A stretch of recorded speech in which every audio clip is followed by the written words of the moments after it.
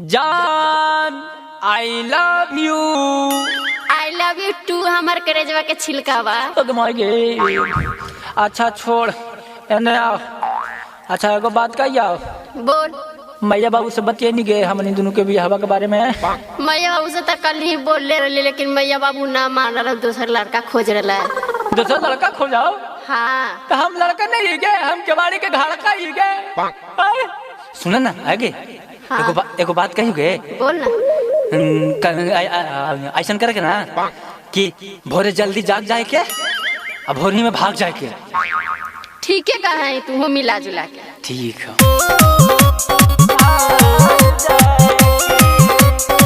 Nalanda recording studio Bihar Sharif.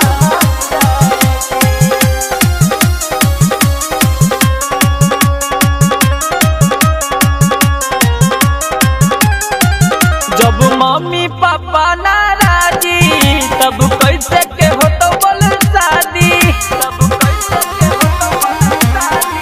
जब mummy papa नाराजी तब कैसे के हो तो बोल शादी। ए जान जल्दी जाग जाए के अब हो रही में भाग जाए के।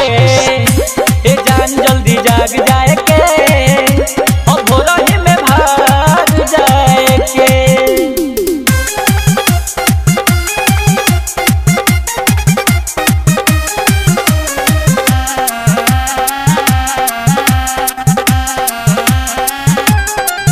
कुछ ले ली हाँ पैसा माना कहना, हम मम्मी के बांधी ले गहना। कुछ ले ली हाँ पैसा माना कहना, हम मम्मी के बांधी ले गहना। सारा दुश्मन बनल हो जमाना सनम, पीछे पड़ल हो पुलिस या थाना सनम।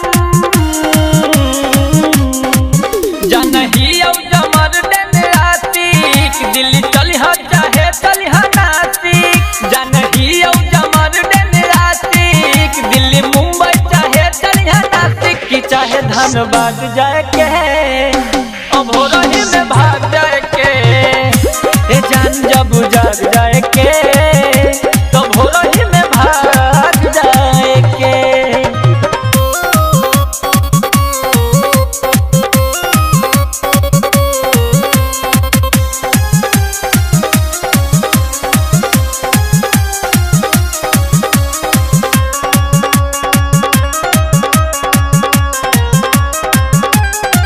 भले करबो हम मेहनत मजूरी सनम, बाकी सहबो न तोरा से दूरी सनम।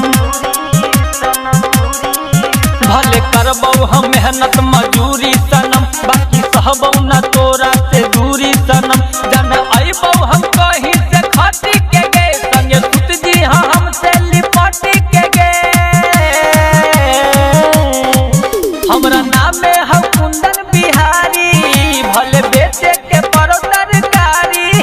हमरा नाम है हम कुंदन बिहारी, भले बेटे के परो तरकारी। की राजा लाल भाग जाए के अब हो रही में भाग जाए के। ए जान जब जाग जाए के अब हो रही में भाग जाए के। जब मम्मी पापा नाराजी तब कैसे के हो तो बोल शादी। ए जान जल्दी जाग जाए के